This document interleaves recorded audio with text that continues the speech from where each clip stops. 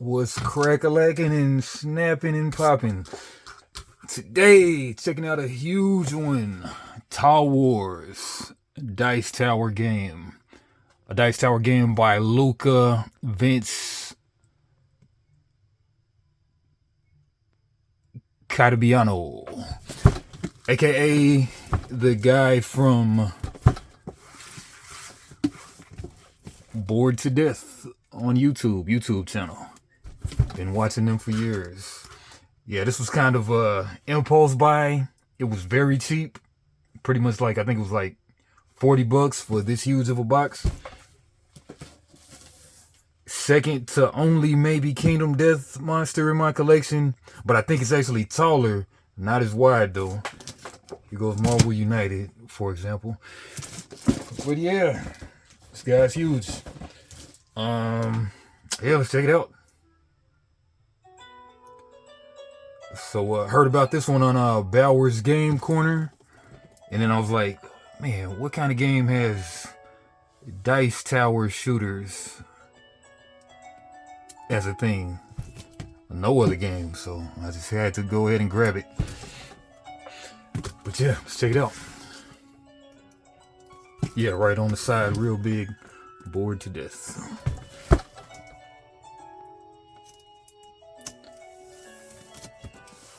There's like the one chick on the channel, and then there's the dude. I think they might be related. I'm not even sure. I always enjoyed that channel. You know, this is hidden like right before the tariffs and stuff. I think I saw this stuff on Miniature Market before I got it, so don't know what that's about, but it'd be like that sometimes though.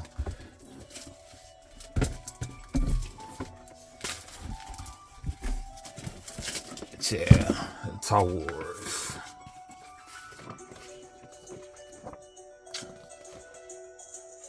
Shows how much I know flags, but is that French? Sounds like French. Bienvenue à Tower Wars, and the English from England.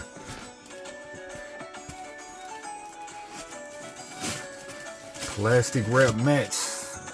That's unorthodox, but there's so many of them. I guess they didn't want them to get damaged. And not really a lot of really dead space, it looks like. Just like these huge dice towers that you use to projectile throw D20s and such. Okay, so here goes one. Nice. One with the big elder tree. One with the castle.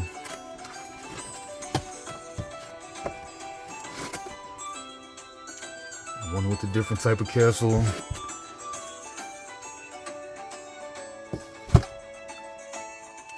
Looks kind of like it's like clay crafted, but I mean, this would be nice to paint though, if I were a painter.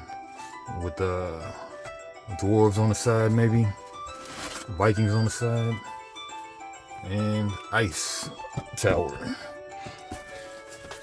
I'm sure these are the player mats. Walls mini expansion. Okay, comes with the walls mini expansion. Okay. Voltani is a solitary race that prefers to live apart from other cultures, even in their floating rookeries. They maintain small, isolated households. Pairs of Voltane run their homes with a strict hierarchy. The Lord maintains control over the household, from children to cleaning staff to the gladiatorial stable. All must obey the rules of the home. Alright, read that if you wish, but yeah. Wonder if there's an LGBT faction in there. Probably is. That'd be cool. Some bases to not mess up your mats and such. The longest roads ever. The longest roads. Nice color cubes. If they're 6 colors. Okay, different colors of RPG dice. So you're actually shooting the different values of dice. That sounds cool. Puts me in the mind of dragon dice. The light blue, the dark blue, the purple, green, orange, and gold. Nothing else on the bottom. Okay, we got a silica pack and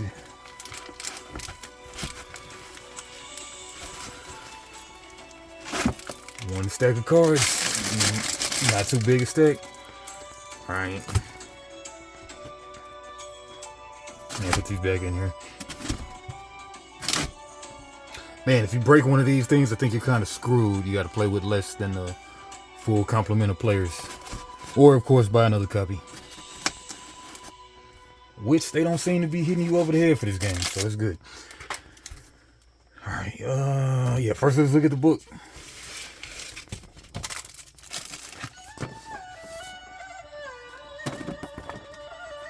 Okay, welcome to Ta Wars. As a leader of one of 6 races living on Ta, you will be fighting for the support of its citizens by giving them resources, defending them from incursions, and attacking monsters, hideouts, and of course, defeating your opponents. Get 5 victory crowns to become the true ruler of Ta. First player marker. I like that art. Looks like that one dungeon thing and whatever. But 6 sets of dice. Quest cards, trade cards, double-sided boards, 4 maps. Okay, they're two deep, so 1, 2, 3, 4, 5, 6, 7, 8. Might have came with expansion stuff too. 48 cubes, move stick. Oh yeah, that's how you measure the stick. Summary cards. Okay, Ta Wars setup. Choose one of 4 maps and place it in the center of the table. Give each player a player board with the matching castle, dice, and cubes. Each player starts with 8 shield plus 1 attack. 8 shield, where's the shield at? Okay, 8 shield plus 1 attack right there. 2 of each resource. 2, I like it. All tracked, and 0 crowns. Ooh, this is gonna be nice. I mean, I can smell it. Place each die on their respective place on the player board. Shuffle the deck of quest cards and reveal 4 cards face up next to the deck. Each player now places their castle at the edge of the board that's closest to them. All castles should have the same approximate distance between them and be pointing to the center of the map. Choose a first player and give them the first player marker. To start the game in turn order, each player will use their tower to launch their D4, D6, and D8 onto the board. D4 means 4-sided die. Man, let's test that out. Okay, we got the Elder Tree right here in the purple. Started off with my favorite, the Grenade. Okay, they said the D4. D4 in the D6 and 8, so we'll go with the 8.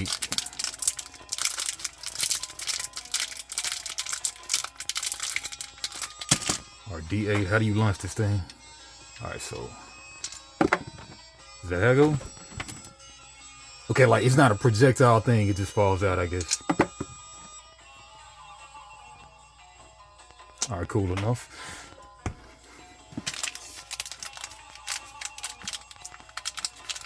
I wonder how it really goes in action though. Alright, round and phase summary. The game is played in rounds and each round has 4 phases. Each player will do phase 1 first, then in turn order. Each player, excuse me, a whole lot of coffee. And each player completes phase 2 and so on. Below are the 4 phases of each round. No ifs. 1 quest board in player order that will accept or remove a quest card. 2, give orders in player order for each of their die on the board. They can gather and increase the number on the die. In player order for each of their die on the board, they can gather or increase the number on the die. Okay, recruit and trade. All players at the same time recruit and trade in resources. 4, navigate, deploy, army, and complete quest. In player order, they will move or rotate their tower and launch their dice. Rotate the tower. Cool. And launch their dice. At the end of the turn, they may complete a quest card. There are 3 types of quest cards: attack, defend, and trade. The icon and color in the circle of the quest card will tell you what terrain you need to have in order to have your castle and dice on to complete the quest. Okay, so gotta be on the forest, gotta be on the mountain, gotta be on the sea. Nice. Trade quests. Trade quests are simple to complete. If your castle is in the terrain and you have the resources, you can trade them in for the reward. Place the listed resources at the top of the card for the reward listed on the bottom, then discard the card. You can only do this during phase 4. Completed quest cards go to the discard pile next to the deck. Wood or whatever that is in mineral crystals. You get a shield and a life. Yeah, a life, and a shield. Alright, attack quest. To complete an attack quest, you must have your castle in the terrain listed on the card and also have the dice in the same terrain as your castle. Add up the number of dice on your add up the number on your dice with the bonus you get from your castle's attack value. If you have enough to equal or pass the number needed, you defeat the enemy and complete the quest.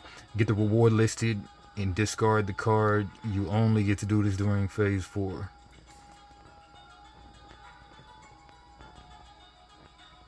Okay, so I guess the cards will be out there. That's your enemies. A defend quest. To complete a defend quest, your castle, a lot of little misspells, but you know they're foreign though. Your castle must be on the terrain listed on the card, and you must also have dice in the same terrain area. Add up the number on your dice with the defense value of your castle. If you have enough to equal or pass the number needed, you successfully defend the locals from the enemy and complete the quest. Get the reward listed and discard the card. You can only do this during phase 4. Phases in detail. Okay, yeah, we won't need to read the detail right now, I don't think. Okay, navigate and take actions. Move. If you choose to move your tower, you can slide a few inches in any direction while making sure not to rotate it while doing it. If you want to move a maximum distance, you can use the movement stick. Place one end of the stick against the base of your tower and slide it, and then slide along it. Make sure you're still touching the stick at the end of your move. If you like your spot on the board, you can rotate your tower to face any direction, keeping in the same location. There must always be enough space for a D20 to easily slide between the towers. Okay, so a few inches.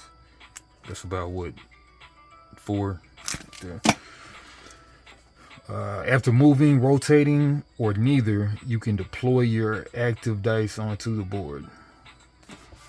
Okay, deploy active dice. Using your tower, deploy any number of active dice that are in your population box. Choose the die and drop it through the upper hole of your tower to make it slide down onto the board. You can choose the order in which you drop them and can reserve dice for other rounds. Always declare if attacking before you roll. Attack a player. The dice are also used to attack players. Declare which dice or dice are attackers.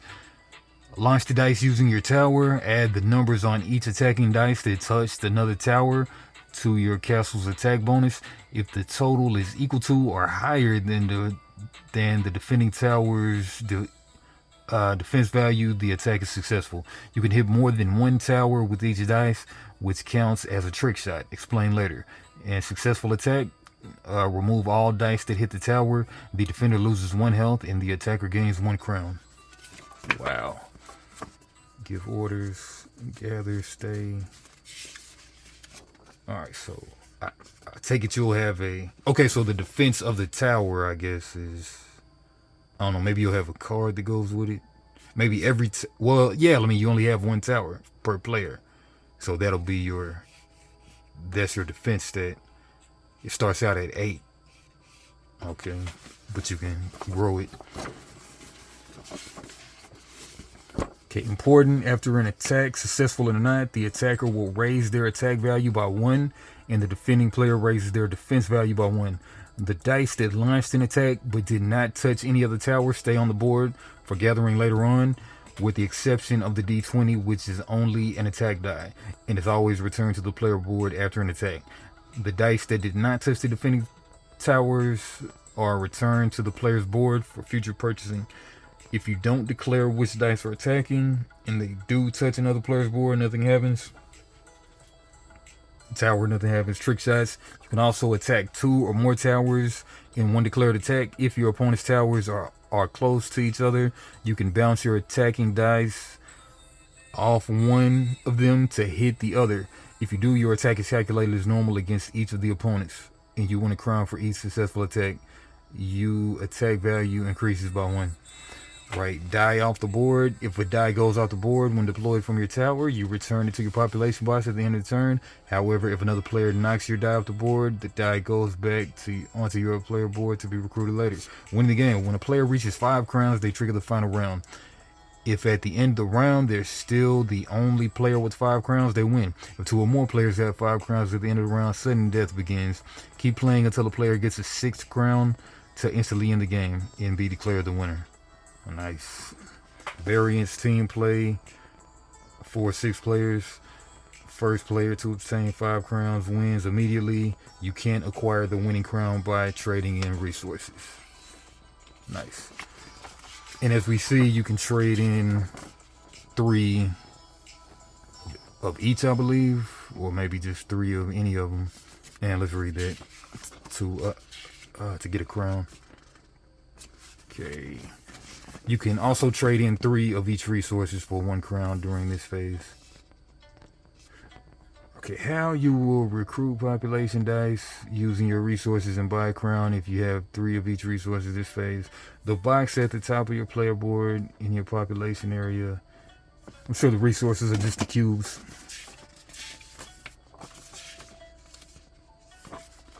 Now, where will they be at? You get them from the quest cards and such. 5 terrain types.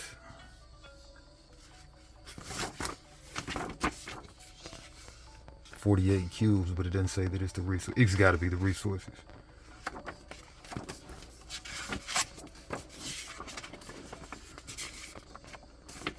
Solo mode. Hey, there's a solo. That's probably why I bought it, because there's a solo. Yeah, I need to hurry up and try to play this thing. Solo, place your tower anywhere on any of the maps. The center is a good place to start. Place all the other towers on the board at a fairly equal distance from each other while making sure they're touching the edge of the board. Aim them at your tower. Separate all cubes by colors and place them behind their corresponding tower on the table. Keep a 6-sided die near you from any of the other armies. Quest cards are optional. Set up your player board as normal. Use your tower to throw 1d4, d6, and d8 on the board. Decide how many VP you want to achieve. 10, 40, 100. First game, try going for 10. See if you can beat the leaderboards or your own high score. Setup is complete and you're now ready to play Tower Wars Solo. You'll be adding phase 0 below for each round. Phase 0, rotate and roll enemy phase. Rotate all enemy towers to aim at your tower. Enemies never move, they only rotate. Think of them as turrets trying to hit your tower. Roll 1d6 you took from another army during setup. The number will determine which army will deploy an enemy unit, their cube. 1 red, 2 blue, blah, blah, blah. If you roll your own color, you avoid battle and receive 1 of each resource. If you roll any other color, take 1 cube. All right, but yeah, we'll get to that later. Junior mode for kids and a quicker game. That's nice. Yeah. Hey, I made the freaking buck.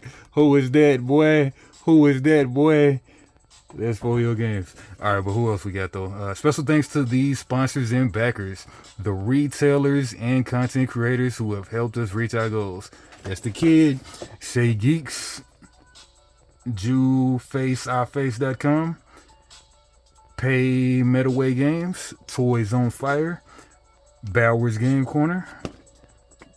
Shout out to Bauer, where I learned about the game. Unfiltered Gamer, You're a Classic, Tabletop Tinkerers, Brains on Games, Dice Owl Boutique, Tyson Wells Game Store, Board Game Heaven, Atlantis Omni Let's Play, Ian Toys, Gigateers, YouTube, Ancient Robot Games, Meeple for People, Spelling Club, Folio Games, Undead Viking, love the Undead Viking, Board Game Co., love them guys, Shadow Dance, Gaming with Powers, Bredaspill Rabe,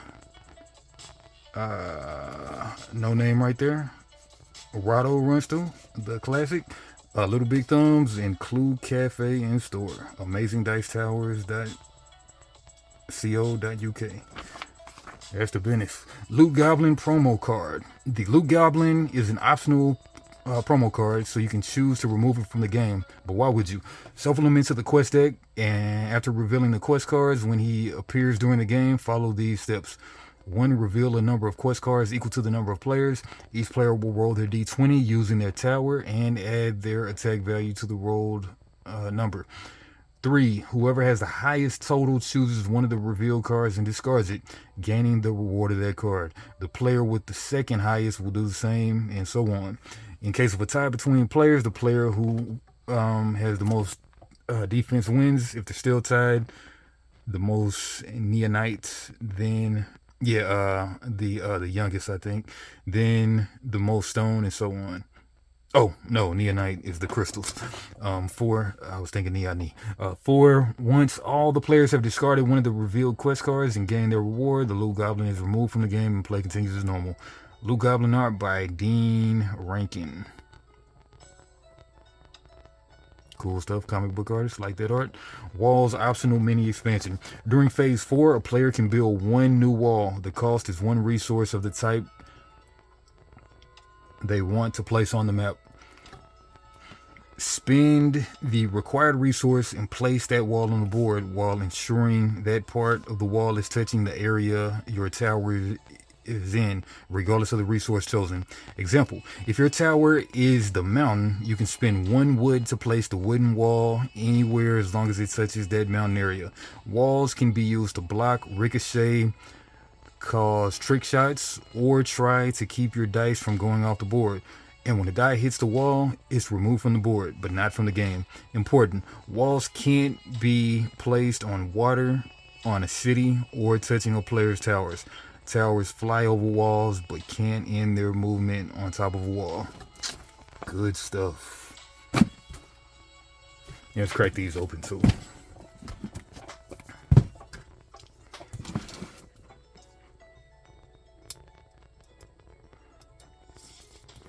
Yeah, should have NES Game Fest coming up in a month. I got half of mine to bring this with me because I'm sure that it will be a winner out there. All right, Walls mini expansion. Player okay, so we got 3 types of walls. We got the neonite, the stone, and the wood. And we got the guy. All right, recessed boards, layered boards. I love that.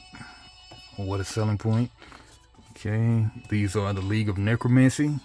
I love that art. Comic book art, looks like it. Oh, and they matched the towers too. I didn't even peep that. Okay. With that elder tree and everything. We got the Virgin.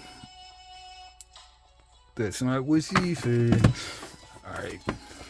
We got the Alphakin. They're like druids, but not. We got the Man. And they don't look to be normal men. Fealty to one lord is the hallmark of human society. Now that the power has shifted to the skies, nothing has changed. The landed gentry had always used force to impose their will upon the vassals and to collect taxes. Nothing was as imposing to the simple villages, towns, and collectives as a castle. Where rival lords quarreled over boundaries, political intrigue, or petty arguments, castles clashed against each other, knights rode arcane-powered steeds into battle, and mechanical siege engines pounded away at one another. Okay. Nice Simpsons Burns Dome Castle. Searson, Merfolk. And the Voltrain again. And let's take a look at these boards. I think there might be 12 in here, but it might just be 6 though.